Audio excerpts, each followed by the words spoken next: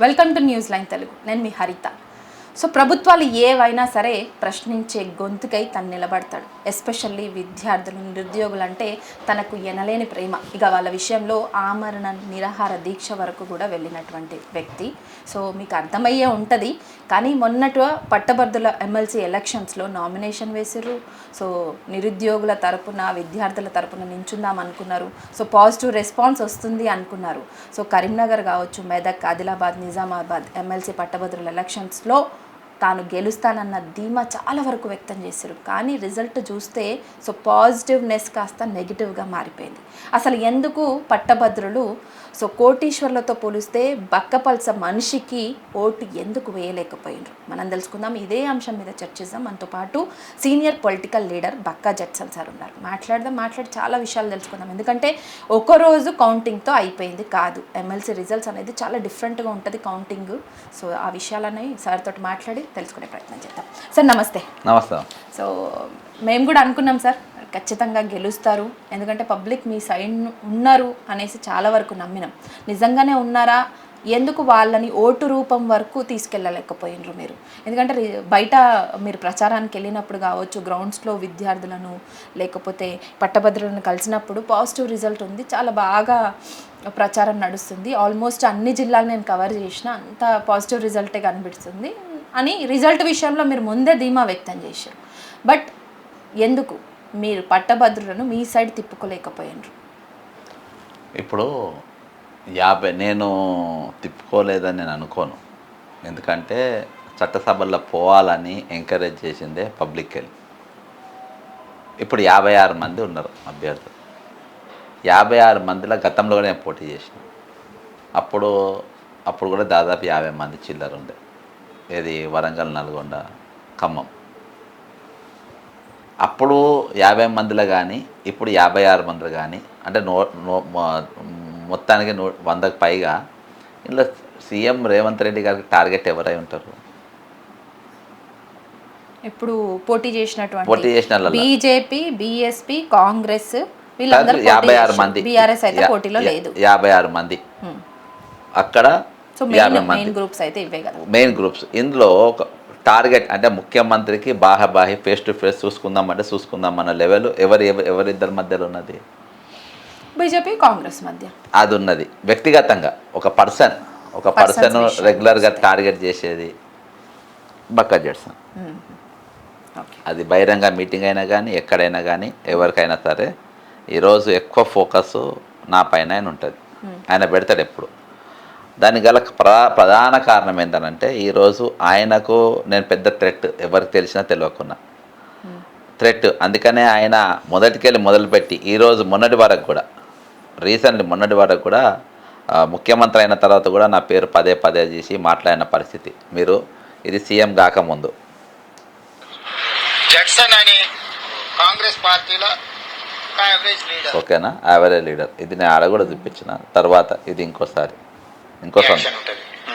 ప్రశ్న కట్ చేసి ఆయన మాట్లాడింది చూపిస్తే దాని అర్థం ఒకలాగా ఉంటుంది. మీరు అడిగిన ప్రశ్న చూపించి ప్రశ్నకు సమాధానం చూపిస్తే ఇంకోలాగా అనిపిస్తుంది. ఇప్పుడు జడ్సన్ ఏం రాసిండో నేనైతే కాగితం. ఓకేనా, ఇది సోదంతా మనకు అవసరం. ఇది బహిరంగ మీటింగ్. ఇది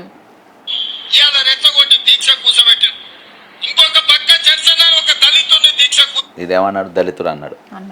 టార్గెట్ ఏంది? యావరేజ్ లీడర్ అన్నాడు ఇదే నోటితోని దళితుడు అన్నాడు. అంటే ఆ టార్గెట్ ఏంది? ముఖ్యమంత్రి ఉన్నప్పుడు, పిసిసి అధ్యక్షుడు ఉన్నప్పుడు, ముఖ్యమంత్రి ఉన్నప్పుడు. ఈడ రేవంత్ అనేటువంటి టార్గెట్ కంప్లీట్గా నా పైన పెట్టాను. నా మూమెంట్స్, నేను నడుచుడు, నా ఫోన్ కూడా కంప్లీట్ ట్యాపింగ్ ఉండే.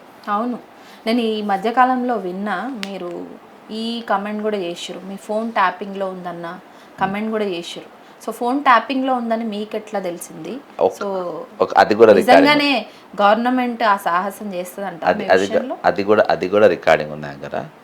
ఎందుకు నన్ను టార్గెట్ చేసింది ఎందుకు తెలుసుకున్నానంటే, ఒకవేళ బై లక్ కిస్మత్ బయటపడితే దాని కథ వేరే ఉంటుంది. ఇక అది పబ్లికే అన్నారు. కౌన్సిల్లో నియాస్ ఉంటారు పోతే దాని స్టోరీ వేరే ఉంటుందని. రేవంత్ రెడ్డికి చాలా బ్యాడ్ టైం ఉండేది. బ్యాడ్ టైం అని అంటే ఇక నేను ఆయన ఎంబడిపడే పరిస్థితి ఉంటుంది.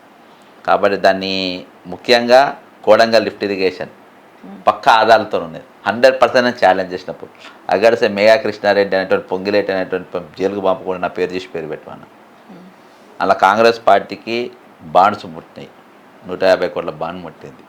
అది ఎలక్షన్ టైంలో కోడ్ ఉన్నప్పుడు ఇచ్చారు నెంబర్ 1. దానికి మేఘా కృష్ణారెడ్డికి Kodangal Narayanpet lift irrigation work ఇచ్చింది. ఇది ఎక్స్ప్లెయిన్ చేసిన నేను, కొన్ని డీటెయిల్స్ నేను పక్కగా వాళ్ళకు ఎక్స్ప్లెయిన్ చేసిన జనానికి. రేపు నన్ను మీరు మీరు లోపడి పంపండి అంటే. ఇంకోటి అది కరీంనగర్, ఆదిలాబాద్, నిజామాబాద్ నేను దాన్ని సెలెక్ట్ చేసుకోవడానికి ప్రధానమైన కారణం ఏంటంటే అది కొంచెము లెఫ్టిస్ట్ ఐడియాలజీ. అయితే ఆధారాలు ఉన్నాయా లేకపోతే ఆధారం ఉన్నది, కరాఖండిగా చెప్తున్నారు. అయినా గవర్నమెంట్ మిమ్మల్ని ఎందుకు టార్గెట్ చేసి చెప్తున్నా కదా. కోడంగల్ లిఫ్ట్ ఇరిగేషన్ నెంబర్ 1 గతంలో ఉన్నాయి, ఇప్పుడు ఉన్నాయి, అన్నీ ఉన్నాయి. అందులో మేఘా కృష్ణారెడ్డికి ఈయనకు వీళ్ళిద్దరు కూడా కేక్ కట్ చేసి ఇచ్చాను. L1 ఆయన, L2 ఈయన నీకు ఒకసారి మేము బోర్డు మీద కూడా ఎక్స్ప్లెయిన్ చేసినా కదా లిఫ్ట్కి. కాబట్టి అందులో పక్కాగా నాకు మంచి అడ్వకేట్ కింద దొరికి న్యాయం జరిగితే వీళ్ళిద్దరు జైలుకుపోతారు. వీళ్ళిద్దరికి వర్క్ ఇచ్చిన రేవంత్ రెడ్డి కూడా ఊసా దెక్క పెట్టాల్సిన పరిస్థితి. కౌన్సిల్లో దీన్ని ఒక ఫుట్బాల్ ఆడేటోడు నెంబర్ 1. రెండో జనాభా లెక్క పైన మన జరిగింది కదా, కులగణన పైన పచ్చి అబద్ధం. అది లెక్కలే పచ్చి అబద్ధం. నా దగ్గర ఉన్న ఆధారం ప్రభుత్వం వేసిన లెక్క ఏంది, 3,54,00,000. న్యాయ లెక్క ఏంది, 10వ తరగతి ఓటర్ లిస్టులో ఉన్నోళ్ళ పేర్లే, అంటే 18 ఏళ్ళకి పైన ఉన్నోళ్ళే 3,32,00,000. 10వ తరగతి పరీక్ష రాసిన వాళ్ళు బోర్డ్ ఆఫ్ సెకండరీ రికార్డ్ ప్రకారం 5,50,000 మంది. యావరేజ్ ఎల్కేజీకి వెళ్ళి నీవు 12th వరకు వేసుకుంటే వాళ్ళే 70 లక్షల మంది. 70 ఉండేది ఎంత, 4,20,00,000 మంది. మరి 3,50,00,000 ఎట్లయితుంది? అసలు కులగణన ఎట్లా తీసింది? ఇలా 20 లక్షల మంది ఎగిరిపోయిందని చెప్పి ఇప్పుడు తీర్మానం మళ్ళీ అయినట్టు ఆయన ఎట్లా ఆరోపణ చేసిండు without knowing the actual population. ఇంకోటి అందులో పుట్టినోళ్ళకి వెళ్ళి స్కూల్కి పోయేటోళ్ళ రికార్డు లేకుంటేనే, అంటే అవన్నీ కలిపితే దాదాపు 4,50,00,000 దాకా పోవచ్చు. సో బక్కా జడ్సన్ సార్ అంటే గవర్నమెంట్కి భయం అంటారా, భక్తి అంటారా? సో సామాన్య యావరేజ్ లీడర్ అనడము, దళిత లీడర్ అనడము, అంటే దళితుడు అనడము, ఇవన్నీ అన్నారు. సో గవర్నమెంట్ చేస్తున్నటువంటి కుంభకోణాలు కావచ్చు, కుట్రలు కావచ్చు, ఆధారాలతో సహా మీరు బయట పెడుతున్నందుక మీ మీద టార్గెట్ లేదు అంటే, సో మీరు ఎప్పుడు ప్రజల గొంతుకై మాట్లాడడం, వాళ్ళ తరపున ఫైట్ చేయడం, సో వాళ్ళ తరపున కూడా ప్రతిదీ మీరు ఆధారాలతోటే చూపిస్తూ ఉంటారు. సో దేనికి గవర్నమెంట్ ఎందుకు మిమ్మల్ని టార్గెట్గా చేసుకుంది? Number 1 first target HYDRAA commissioner Ranganath. కౌన్సిల్లో నాకు అవకాశం వస్తే రంగనాథ్ నిలబెట్టేటోని. అసలు ఉద్యోగ ఖాళీలు ఎన్నున్నాయి ఇవాళకి మీరు రివ్యూ చేసిందా? నీవు రిటైర్మెంట్ అయిన వాళ్ళందరినీ తీసేస్తాను లెక్క చేసినావు, దాని సంగతి ఏంది? విద్యాసాగర్ రెడ్డి అనే శ్రీనిధిలో 5,400 కోట్లు ఇవాళకి ఎందుకు కొనసాగిస్తున్నావు? మైనింగ్ లాంగిట్యూడ్ లాటిట్యూడ్ లేకుండా ఈరోజు మైనింగ్లో నువ్వు ఎట్లా టెండర్ ఇస్తున్నావు? సున్నం గనుల పైన దాని కథ ఏంది? నేరెళ్ల బాధితుల రాగా నువ్వు న్యాయం చేస్తావు, దాని గురించి ఏమైంది? నేను రేపు సంధించబోయే ప్రశ్నలు ఇవి. జయేష్ రంజన్, నువ్వు కేటీఆర్తో నీ ఇళ్ళకి పాల్గొన్నాడు, అక్రమాలు పాల్గొన్నాను. మరి జయేష్ రంజన్ ఇవాళ ఎందుకు కొనసాగిస్తున్నావు? నువ్వు తీసుకొని గిల్లాస్ ఎందుకు పోతున్నావు? ధరణి అనేది నువ్వు కుంభకోణం అన్నావు.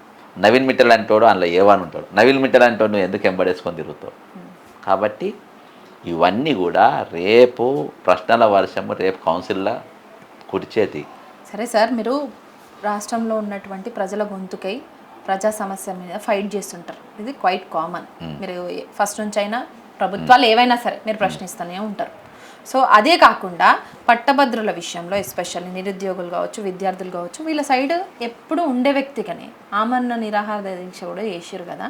సో ఎందుకు వాళ్ళ ఆదరణని కావచ్చు, లేదంటే వాళ్ళ పాజిటివ్ థింగ్ని కావచ్చు, ప్రచారంలో భాగంగా దీన్ని ఎందుకు ఓటు రూపంలో మలచలేకపోయినరు అని? మారలేదని ఎవరు? ఖచ్చితంగా మారింది. మరి ఎందుకు ఓడిపోయినట్టు? ఎందుకు ఓడిపోయినా రేవంత్ రెడ్డి అంజిరెడ్డికి ఎందుకు పట్టం కట్టినట్టు? ఇగో అంజిరెడ్డి అనే పేరే అసలు పోటీలో కనవాలి ఒక సందర్భం వరకు. అంజిరెడ్డిని 1000% దగ్గరుండి గెలిపించింది రేవంత్ రెడ్డి. నేను ఇప్పటికెళ్ళి చెప్తాను, బీజేపీని తెలంగాణ లేపింది కూడా రేవంత్ రెడ్డి. నేను గతంలో మీరు ఇంటర్వ్యూ చూడండి, ఎంపీ ఎలక్షన్స్కి ముందు కూడా నేను ఏఐసిసికి మెయిల్ పంపిన, ఆ మెయిల్ ఇవాళ కూడా నా దగ్గర ఉన్నది.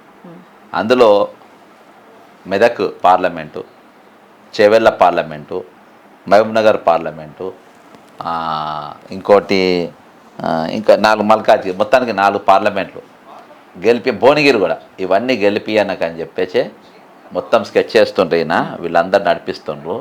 కాబట్టి రేవంత్ రెడ్డి మీరు అప్పటికి నేను కాంగ్రెస్ పార్టీలో ఉన్నా కాబట్టి మీరు జాగ్రత్తగా ఉండాలి దీని విషయంలో అని చెప్పి నేను కాషన్ ఇవ్వడం జరిగింది. నంబర్ ఇవాళ కూడా బీజేపీని 100% దగ్గరుండి గెలిపించింది ఇక్కడ రేవంత్ రెడ్డి. పటాన్చెర్ల ఆ వ్యక్తి లారీ యాజమాన్యం president, no word concern with graduates. Okay, number 1. రెండవది, ఆయన గతంలో 2 సార్లు కార్పొరేటర్ ఓడిపోయింది, ఎమ్మెల్యే ఓడిపోయింది. బీజేపీలో ఒక వర్గమైన పనే చేయలేదు, పని చేయలేదు. నాకు పక్కా కాన్ఫిడెంట్, ఎందుకంటే నేను బీజేపీలో కొంతమంది లీడర్లను సంప్రదించిన, నాకు 2వ ప్రాధాన్యత ఓటేయాలని. వాళ్ళు జెర్సన్కి ఎట్లుంటుందో కానీ క్యాండిడేట్ ఓడిపోవాలనే ఉద్దేశంతో వాళ్ళు పనిచేసారు. ఒక టైంలో అయినా ఫ్రస్ట్రేషన్, సోషల్ మీడియాలో బాగా ట్రోల్ అయింది, నాకేమైనా పుణ్యానికి టికెట్ ఇచ్చినా, 30 కోట్లు ఇస్తే నాకు టికెట్ ఇచ్చిన అనే ఫ్రస్ట్రేషన్ కూడా బెస్ట్ అయిన పరిస్థితి. ఓడిపోతానని చెప్పి డబ్బులు కూడా పంచకుండా ఆగిపోయిన పరిస్థితి.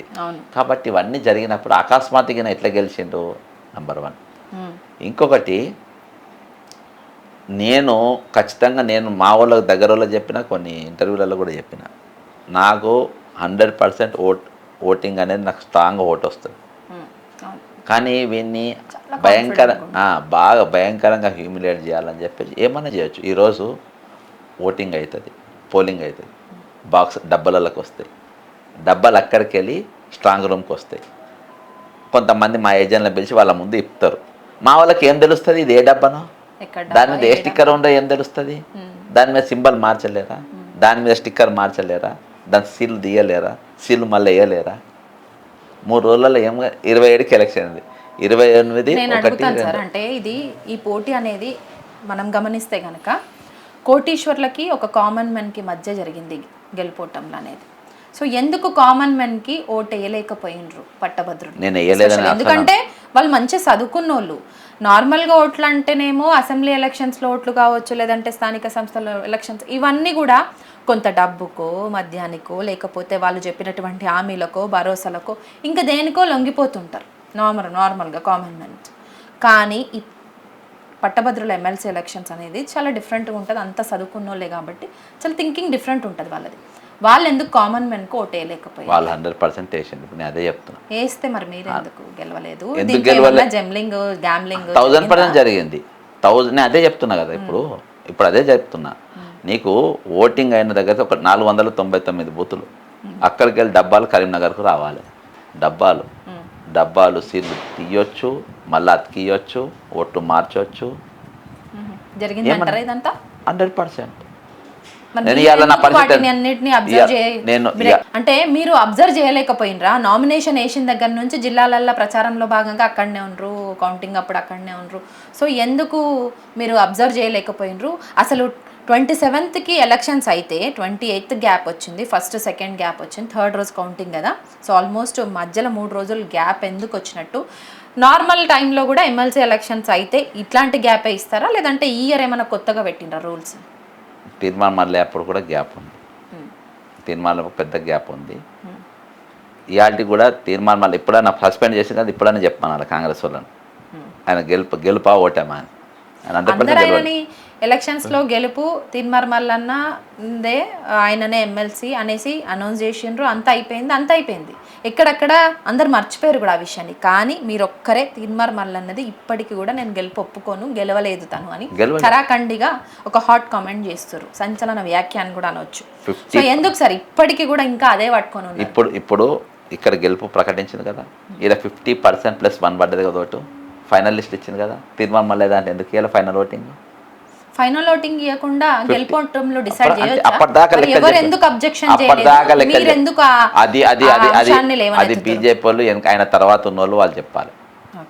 నేను ఎందుకంటే అందులో 50+ ఏది అందులో, కాబట్టి సెకండ్ రోడ్ థర్డ్ రోడ్ తర్వాత నేను అబ్జెక్షన్ చేసిన వాళ్ళ సెకండ్ రోల్ థర్డ్ రోల్ కూడా అమ్ముడు పోయిర్రా? అప్పుడు సెకండ్ రోలే నాకు చెప్పిండ్రు, నాకు సెకండ్ థర్డ్ వాళ్ళే చెప్పారు. మరి ఇప్పుడు తర్వాత రిజల్ట్ విషయంలో జరిగింది ఏంటి? ఇప్పుడు జరిగింది ఏంటంటే 101% వాళ్ళు ఓటింగ్. ఇవాళ నా పరిస్థితి ఏం తెలుసా, ఒక మనిషి కత్తిపోటుతోని పడి ఉన్నాడు, ఆయన కాపాడమని అరుస్తుండు. నేను పోయి ఆయన కాపాడదన్న ప్రయత్నంతో కత్తి గుంజిన. కత్తి గుంజుడితోనే ఆయన ప్రాణం పోయింది. నా చేతిలో కత్తి ఆ చచ్చిపోయిన శవాన్ని చూసినారు ప్రజలందరూ. చూసిన వాళ్ళంతా నేనే చంపిన అన్నారు. నన్ను ఇలా ఉరికమ్మ ఎక్కించారు. నేను చంపలేదని నాకు తెలుసు, ఆయనకు తెలుసు. కానీ నేను ఎవరినైతే నమ్మేయగలుగుతా? నేను చంపలేని చెప్పి నమ్మే పరిస్థితులు ఉందా? సో ఇక్కడ మీరు ఏమంటారు, పట్టభద్రులు ఏమన్నా తప్పుగా చూసిర్రు మిమ్మల్ని? పట్టభద్రులు లేదు అంటే ఓటేసారు. పట్టభద్రులు ఓటేసిర్రు అనుకుంటే మరి స్ట్రాంగ్ రూమ్స్లో ఏం జరిగింది? ట్రాన్స్పోర్టేషన్లో 100%. నేను దాన్ని నిరూపించలేను. నేను చెప్తున్నా, అందుకే నాకు ఎగ్జాంపుల్ చెప్తున్నా. నేను చంపలేదు, నేను కత్తి కాపాడదామని కత్తి తీసిన. కానీ జనం చూసినప్పుడు నా చేతిలో కత్తి ఉండే. జనం అంతా నేనే చంపిన అంటుండ్రు, నన్ను ఉరిదీసిండ్రు. నేను దాన్ని నిరూపించుకోలేను. ఇవాళ పరిస్థితి కూడా 101%. నేను ఒకటి కరాగంటిగా చెప్పగలను. 101%. ఇక బెల్లంపల్లిలో నాకు తక్కువ 500 ఓట్లు వస్తాయి. మంచిర్యాలలో తక్కువ నాకు 500 ఓట్లు వస్తాయి. నిజామాబాద్లో తక్కువ నాకు 2000 ఓట్లు. తక్కువ నాకు ఆదిలాబాద్లో తక్కువ 200కి 300 ఓట్లు వస్తాయి. బైన్సాలో నాకు బైన్సా నాకు వన్ సైడ్ ఉంటుంది. నేను బైన్సా వన్ సైడ్. నేను ఎందుకంటే నేను కరీంనగర్ బేస్ చేయలే వర్క్. మరి ఇంత ధీమా వ్యక్తం చేస్తారు కదా సార్. 15 రోజుల గ్యాప్ ఉండే మీరు నామినేషన్ వేసిన తర్వాత మీ ప్రచారానికి ఆల్మోస్ట్ 4 జిల్లాలు 2 సార్లు తిరిగిన అన్నారు. సో రిసీవింగ్ బాగుంది అన్నారు, పాజిటివ్ రెస్పాన్స్ ఉందన్నారు, ధీమా కూడా చాలా వ్యక్తం చేసారు. సో మా స్టూడియోలో కూడా మీరు చెప్పారు ఖచ్చితంగా నాదే గెలుపు, చాలామంది ఎమ్మెల్యేలు కూడా నాతో టచ్లో ఉన్నారు అనేసి. సో ఏం జరిగింది మరి? అంటే చాలామంది అందరూ 70,000 ఓట్లు ఉన్నాయని అందరు కరీంనగర్లో కూర్చున్నారు. నేను కరీంనగర్లో కూర్చోలేదు, నేను జగిత్యాల కూర్చున్నా. నేను కరీంనగర్ నేను బేసే పెట్టలే, మొత్తం జగిత్యాల పెట్టి నేను చుట్టూ వీళ్ళు ఏవైతే వదిలేసినరో వాటి మీదనే పనిచేసిన. ఏది ఇప్పుడు నేను చెప్పిన బైన్సా అనేది, ఇంటీరియర్ మదోల్ అనేది 500 ఓట్లు 1000 ఓట్లు 1000 ఆ ఓట్ల చుట్టేనే పనిచేసిన. మెదక్ కాంచెలు నాకు పటాన్చెర్ల మెదక్ల నారాయణఖేడ్ అయితే నాకు వన్ సైడ్ గుంజిన. నారాయణఖేడ్ వన్ సైడ్ నేను లాగిన. కాబట్టి నాకు 800 ఓట్లు అసలు నాకు ఎట్లా వస్తాయి? 800 ఓట్స్. ఇంకోటి నేను ఎప్పుడు ఇట్లా కాన్ఫిడెంట్ నేను కూర్చోలేను. ఇంకోటి ఏంటంటే సరే నేను అంతా మీ ఆలోచనలు కావచ్చు, మీ గెస్సింగ్ విధానం కావచ్చు, చాలా నియర్ బై ఉంటాయి రిజల్ట్స్కి ఎప్పుడైనా సరే. అంతే.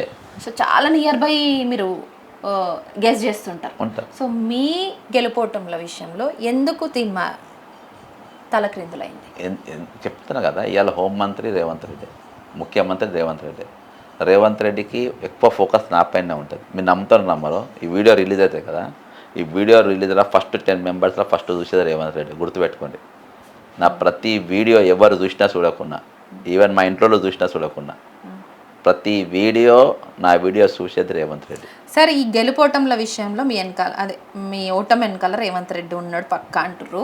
మరి రేవంత్ రెడ్డి నిజంగానే ఉంటే, సీఎం రేవంత్ రెడ్డి ఆయనకున్నటువంటి ఇన్ఫ్లుయెన్స్కి ఆయన పార్టీ నాయకుల్ని గెలిపించుకోవాలి కదా, మరి బీజేపీ నాయకుల్ని ఎందుకు గెలిపించుకోవాలి? కరెక్ట్ అంటారు. ఇప్పుడు నేను ఇంతకుముందు నేను ఏం చెప్పిన, మల్కాజ్గిరిలా నీకు ఒక సింపుల్ ఎగ్జాంపుల్ చెప్తా. విశ్వేశ్వర్ రెడ్డిని చేవెళ్ళలో గెలిచారు. అసలు చేవెళ్ళలో పవర్ఫుల్ మనిషి ఎవరు? మహేందర్ రెడ్డి వాళ్ళు పవర్ఫుల్. మహేందర్ రెడ్డి వాళ్ళు వికారాబాద్లా, తాండూర్లా, చేవెళ్ళలా, మహేశ్వరంలా వాళ్ళు స్ట్రాంగ్. 4-5 దేశాలు వాళ్ళని తీసుకొచ్చి నువ్వు మల్కాజ్గిరిలో ఎందుకు పెట్టినావు? కాంగ్రెస్ క్యాండిడేట్ ఆడ విశ్వేశ్వరరెడ్డి గెలవాలి, ఇక్కడ ఈటల రాజేందర్ గెలవాలి. అదేంట కాంగ్రెస్ పార్టీని అమ్మనాబూతులు తిట్టి జగ్గారెడ్డిని ఓడగొడతాడు క్యాండిడేట్, ముదిరాజులో ఓట్లు పడకుండా, ముదిరాజు బిడ్డ లేఖంగానే. పటాన్చేరు కాటాసీని ఓడగొడతాడు, నర్సాపూడ రాయరెడ్డిని ఓడగొడతాడు.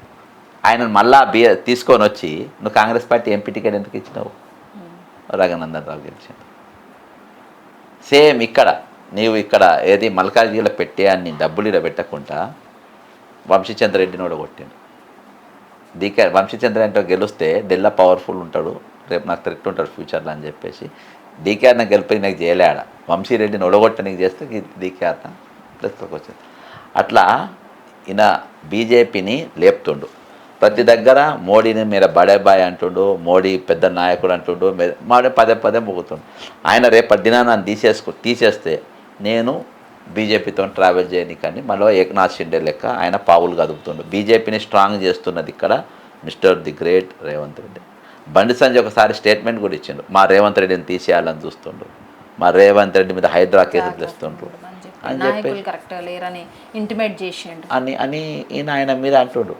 ఇవాళ మీనాక్షి నటరాజన్ వచ్చింది. అంటే ఇప్పుడు కాంగ్రెస్ బీజేపీ ఒకటంటారా, లేదంటే కాంగ్రెస్లో ఉంటూ బీజేపీకి సో తొత్తులా వ్యవహరిస్తున్నారంటారా? మొన్న జరిగినటువంటి మిలాఖత్లో ఢిల్లీలో ప్రధానమంత్రి మోడీని కలిసిండ్రు. సో నిధుల కోసము, నిధులు రాష్ట్రానికి రాబట్టడం కోసమే నేను మోడీని కలిసిన. సో పాజిటివ్గా ఉన్నారు. సో ఇష్యూ అంతా కిషన్ రెడ్డి తోటే వస్తుంది, కేంద్ర మంత్రి కిషన్ రెడ్డి తోటి అనేసి ఒక వ్యాఖ్య చెప్పిండు. అంటే కిషన్ రెడ్డి నిజంగా నిధులు రాకుండా అడ్డుపడతాడా? ఇప్పుడు నిధులు కాదు, ఇండ్లు కూలగొట్టుకుంటుండు, కూలగొడుతుండు, భూములు గుంజుకుంటుండు. ఈయన ప్రజల మీద కానీ, ప్రజా శ్రేయస్సు మీద కానీ, రాష్ట్ర పురోగతి మీద కానీ ముఖ్యమంత్రికి ఆలోచన లేదు అసలు చేయనికి. ఆయనకి ఏమైనా ఈ ముఖ్యమంత్రి పదవి మీద 10 ఏళ్ళు ఉంటా అని అనుకున్నాడు. మీనాక్షి నటరాజన్ వచ్చిన తర్వాత పోతుందనే అనుమానానికి వచ్చిండు. పవర్ స్పీడే గడుపుతుండు. చంద్రబాబు నాయుడుతో రెగ్యులర్గా టచ్లో ఉన్నాడు. చంద్రబాబు నాయుడు అటు ఈయన ఈ పెద్ద మనిషితోని ఎవరు నరేంద్ర మోడీ గారితో, ఇద్దరితో బీజేపీతో సత్సంబంధాలు పెట్టుకొని రేపు నన్ను ఇక్కడ కదిలితే కొంతమంది ఎమ్మెల్యేని తీసుకొని వెళ్ళిపోయి బీజేపీలో జాయిన్ అవుదామనే ఆలోచన, అక్కడికి వెళ్ళి మళ్ళీ ముఖ్యమంత్రిగా ఉండామనే ఆలోచన 2000% రాహుల్ గాంధీ గారికి సమాచారం ఉండే మీనాక్షి నటరాజన్ దింపిండు. మీనాక్షి నటరాజన్ అంటే ఆమె ఈయన కొనలేడు, పైసలు ఇవ్వలేడు, ఆర్గనైజేషన్ పైరవి చేయలేడు. ఆమె అవసరమైతే ఎక్కడన్నా చిన్న గుడిసేసుకొని గుడిసెలు ఉంటుంది కానీ ఈయనకు లొంగే సవాల్ లేదు. కాబట్టి నాకు కుత్తిగా దిగేటట్టుగా ఉన్నది. కాబట్టి ఇక్కడ బీజేపీ గెలిస్తే వీళ్ళకి భయం ఉంటుంది, రేపు ఇటు బీజేపీని బలోపేతం చేసుకోవాలి అనే ఉద్దేశంతో ఈరోజు ఈయన స్ట్రాంగ్గా పావులు కదులుతున్న పరిస్థితి. సో ఇంతకుముందే అధిష్టానం రేవంత్ రెడ్డి మీద చాలా సీరియస్గా ఉంది, అపాయింట్మెంట్స్ ఇవ్వట్లేదు. సో ఖచ్చితంగా జనవరి లోపు సీఎం మార్పు అనేది 100% అవుతుంది అన్నారు. సో అది కాలేదు. ఎందుకు కాలేనట్టు ఇప్పుడు మళ్ళీ రాహుల్ గాంధీ మనిషి అయినటువంటి మీనాక్షి నటరాజన్ని దించడం వెనకాల రీజన్స్ ఏమన్నా? అయితే జనవరిలో జరగాల్సిన దీపాదాస్ నుంచి హై కరప్ట్ అనేది బయటకు వస్తుంది. ఆమె కోట్లు వేసి అది దాని కథలు పడ్డది, కానీ అన్ని కథలన్నీ బయటకు వచ్చి ట్యాగ్ చేసిపోయాం. అందుకని లేడీని పెట్టాలి, లో ప్రొఫైల్. అంటే రాహుల్ గాంధీ పర్సనల్గా మనిషిని దింపిందని అంటే నీకు టైం దగ్గర పడ్డట్టు. ఇంకోటి ఆర్గనైజేషన్ బిల్డప్ చేస్తుంది ఈమె, ఎన్ఎస్ఏ బ్యాక్గ్రౌండ్కి వెళ్ళి వచ్చింది. అవును సార్, రీసెంట్గా ఈ కాంగ్రెస్ పార్టీ నాయకుల్ని కూడా డిఫరెంట్గా ఒక 3 రకాలుగా డివైడ్ చేసింది. అంటే పార్టీలో ఎంతో కాలం నుంచి ఉంటున్నటువంటి సీనియర్ లీడర్లను ఒక కేటగిరీగా, సో గెలిచే ముందు పార్టీలోకి వచ్చినటువంటి నాయకులను ఒకలాగా, సో జూనియర్లని, వీళ్ళందరినీ అట్లా డిఫరెంట్గా 3 కేటగిరీలుగా డివైడ్ చేసింది. సో అదెందుకు ఉండొచ్చు? నేను మీనాక్షి నటరాజన్ గారితో పర్సనల్గా ఆమెతో పనిచేసిన, ఆమెతో ట్రావెల్ చేసిన, ఆమెతో కూర్చొని ఆమెతో తిన్నా. నాకు బాగా అటాచ్, నా బాగా అక్క తమ్ముడు లెక్క. ఇవాళ బక్క చేసానికి 800 ఓట్లు ఎందుకు వచ్చినాయో అర్థం చేసుకోవాలి. అర్థమైందా? ఇవాళ మీనాక్షి నటరాజన్ ఉంది, నాకు ఒక 20,000 ఓట్లు దాడితే ఇవాళ మీనాక్షి నటరాజన్ కింద ఉండేది, జడ్సన్ దగ్గర కలిసినకి వచ్చేది. అర్థమైందా? కాబట్టి వీళ్ళు మొత్తం కింద ఏర్ల కాంచెలు కోసేయాలి. కాబట్టి నన్ను 1000 లోపు గుంజిండ్రు అంతే. 1000 లోపు పెట్టిండ్రు అంతే. 1000 దాటకుంటే అక్కడ అంతే. అంత ఒక ప్రణాళిక. అంటే రియల్ చెప్తున్నా కదా, నేను అయినా యాక్టివ్గా ఉంటా. వాళ్ళు అనుకుంటున్నారు నేను నా నేను ప్లే చేస్తున్నా, రేవంత్ రెడ్డి మార్చడానికి నా పూర్తి శక్తిలా, నేను కాదు, నీ మోడీ కాదు, నీ పవన్ కళ్యాణ్ కాదు, నీ చంద్రబాబు గారు ఎవరిని అయ్యొచ్చు కూడా నేను కాపాలేను. కుర్చీలకి నువ్వు మార్చుడు ఖాయం. నేను నా పావు నేను ఎట్లా కలపాలో కలుపుతున్నా. నీ ఆట నీకు దొంగ ఆట ఆడడానికి వస్తుంది. నాకు కూడా నా ఆట నాకు ఖచ్చితంగా తెలుసు నువ్వు నన్ను ఓడగొడతావని. 101% నాకు తెలుసు, 101%. కానీ మీరు బిఫోర్ ఎలక్షన్స్ మాత్రం ఖచ్చితంగా గెలుస్తామన్న ధీమానే వ్యక్తపరిచారు. అయితే మీకు బట్ ఇప్పుడు ఏమంటున్నారు? సో ఓడిపోతానని తెలిసి ముందే అనేసి అంటున్నారు. అంటే అంతకు ముందు ఉన్నటువంటి అధికారుల వర్షన్లో చేంజెసా, లేకపోతే మీకున్నటువంటి సోర్స్ మేరకు తెలిసిందా, లేదంటే పట్టభద్రులు ఎలక్షన్స్ కంటే ముందు ఆలోచన విధానం ఎట్లా ఉండే, ఎలక్షన్స్ తర్వాత, ఎందుకంటే అక్కడే ఉండి అన్ని అబ్జర్వేషన్స్ చేసి ఎలక్షన్స్ ప్రచారాలు కౌంటింగ్ అన్నీ అయిన తర్వాతనే వచ్చారు కదా అక్కడ నుంచి, బిఫోర్ ఆఫ్టర్ పట్టభద్రుల ఆలోచన విధానం ఎట్లుంది? మీకు పట్టభద్రులు ఎప్పుడు ఇవ్వాలి కూడా నన్ను కౌన్సిల్లోనే అసెంబ్లీలో చూడాలని వాళ్ళకి షోక్ ఉందా? 1000% ఉంది చూడాలని. ఇంకోటి, నేను మీ దాంట్లో ఇచ్చిన ఇయ్యలో తెలియదు, నేను క్రాంతికి ఇచ్చిన ఇంటర్వ్యూలో స్పష్టంగా చెప్పిన నన్ను అంత ఈజీ గొల్లనియరని. ఎలక్షన్స్ 1 వీక్ 10 days బ్యాక్ ఇదే ఇంట్లో నేను లాస్ట్ ఇంటర్వ్యూ క్రాంతికి ఇచ్చిన, నన్ను అంత ఈజీగా నన్ను గెలవనియరని. నా క్లోజ్ అసోసియేట్స్ కూడా చెప్పిన.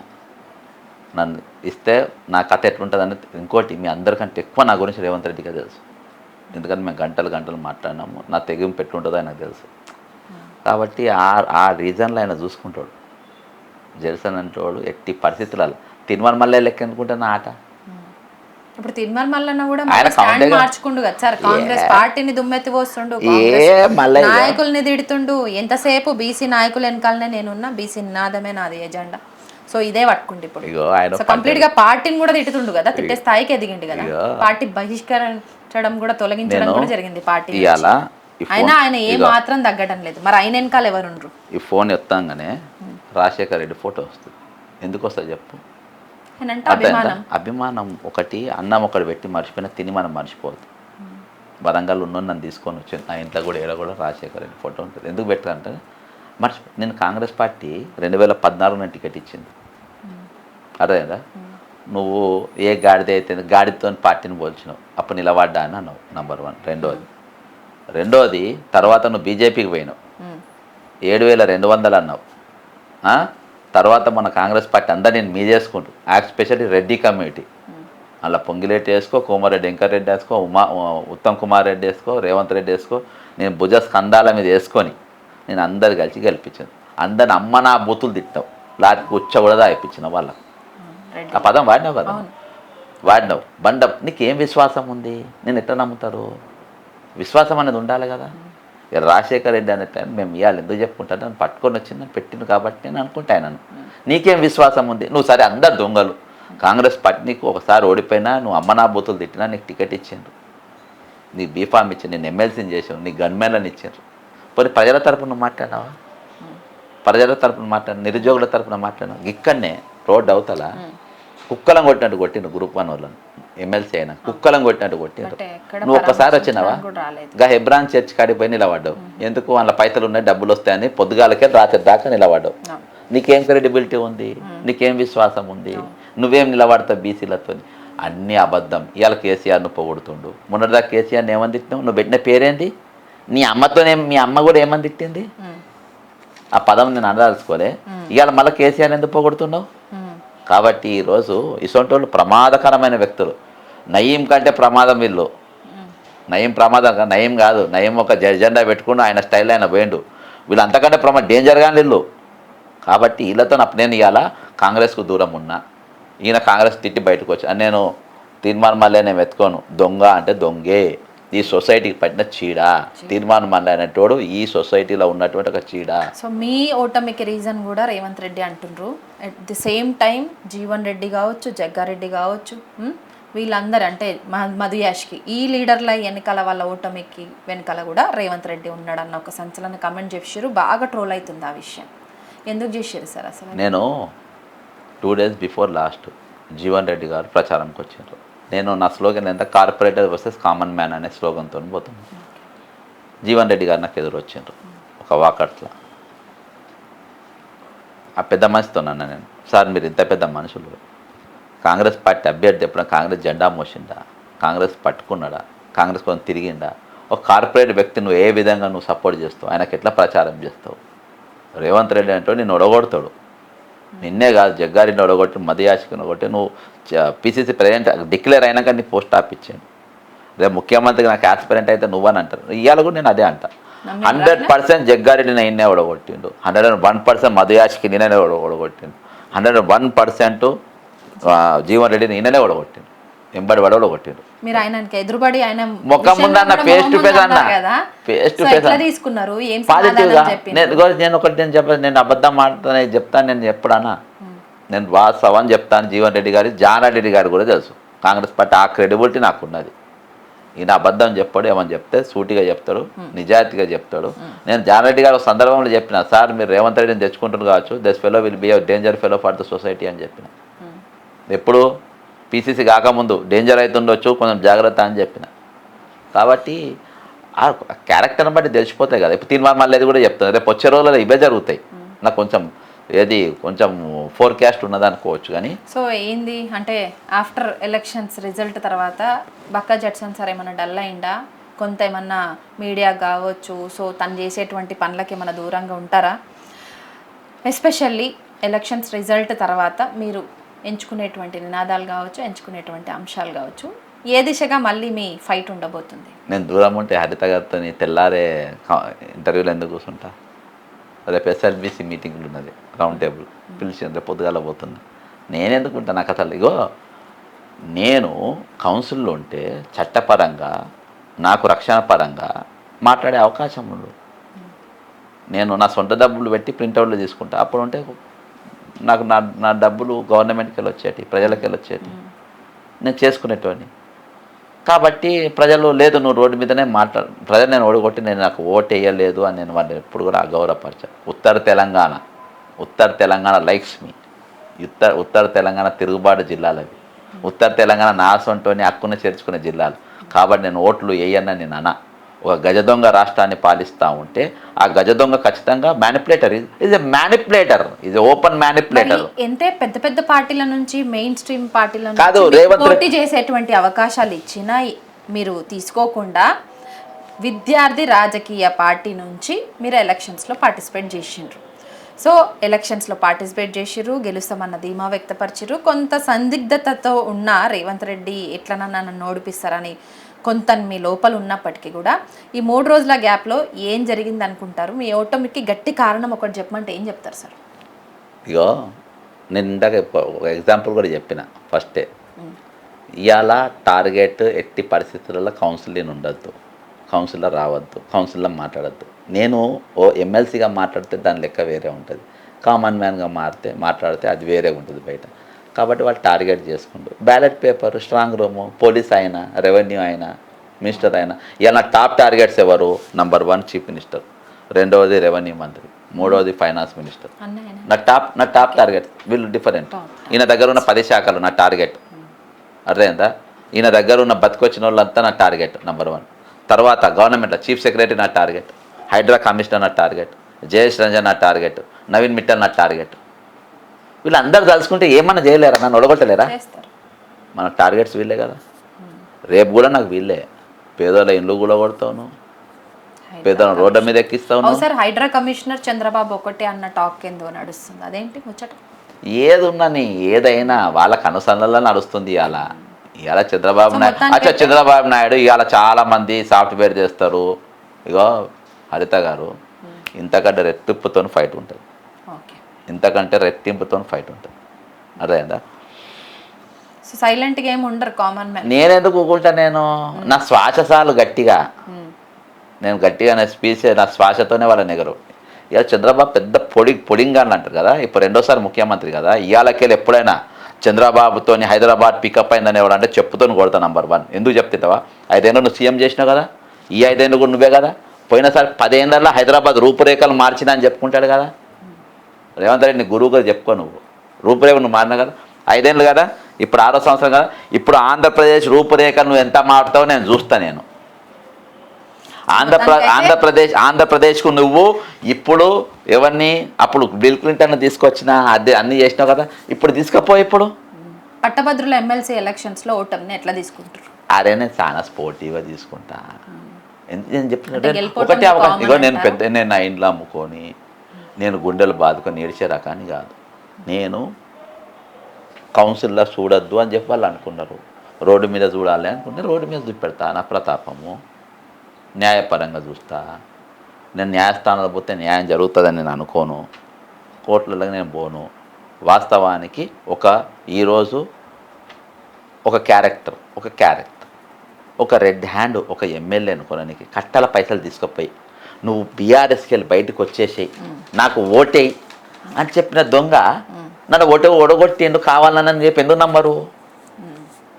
జైల్లో ఉండాల్సిన ఓటమికి సో నేను రేవంత్ రెడ్డి కారణమని ఖరాఖండిగా చెప్తున్నారు. సో ఈ ఓటమిని స్పోర్టివ్ గా తీసుకొని సో ఫ్యూచర్ లో ఫర్దర్ లో నా ఫైట్ ఇంకా టఫ్ ఉంటుంది అనేసి అయితే చెప్తున్నారు. అవును, థ్యాంక్ యూ సో మచ్. బరాబర్ సార్, థ్యాంక్ యూ. సో మొత్తానికైతే గెలుపోవటంలు అనేది స్పోర్టివ్గా తీసుకుంటున్నా. ఫ్యూచర్లో నా ఫైట్ చాలా టఫ్ ఫైట్ ఉంటుంది. ఎందుకంటే నన్ను ఎవరైతే టార్గెట్ చేసిండ్రో వాళ్ళని నేను టార్గెట్ చేస్తూ ముందుకు పోతున్నానని నన్ను టార్గెట్ చేస్తారు. ఎస్పెషల్లీ పట్టభద్రులు అంటే చదువుకున్న వాళ్ళంతా నా సైడ్ ఉన్నారు. అది ఇప్పటికీ కూడా నేను వాస్తవమే అని ఒప్పుకుంటున్నా. ఎందుకంటే వాళ్ళు నాకు ఓటును వేసిన విధానం నాకు తెలుసు. వాళ్ళందరూ ఓట్లు వేసిండ్రు ఖచ్చితంగా. కానీ ఎప్పుడైతే 3 రోజుల గ్యాప్ వచ్చిందో రిజల్ట్ విషయంలో అక్కడే మ్యానిపులేషన్ జరిగింది. ఖచ్చితంగా నా ఓటమికి అధికారంలో ఉన్నటువంటి నాయకులందరూ కూడా రీజన్గా చెప్తున్నారు. సో ఫ్యూచర్లో మరి బక్కా జడ్సన్ సార్ ఫైట్ ఎట్లా ఉండబోతుంది, ఆయన టార్గెట్ చేసినటువంటి వాళ్ళ కుంభకోణాలు కావచ్చు, కుట్రలు కావచ్చు, ఏ విధంగా బయటపెడతారు, ఇవన్నీ మనం ఫ్యూచర్లో చూద్దాం. ఇది బక్కా జడ్సన్ సార్ తోటి స్పెషల్ ఇంటర్వ్యూ. మళ్ళీ ఇంకో గెస్ట్ తోటి కలుద్దాం.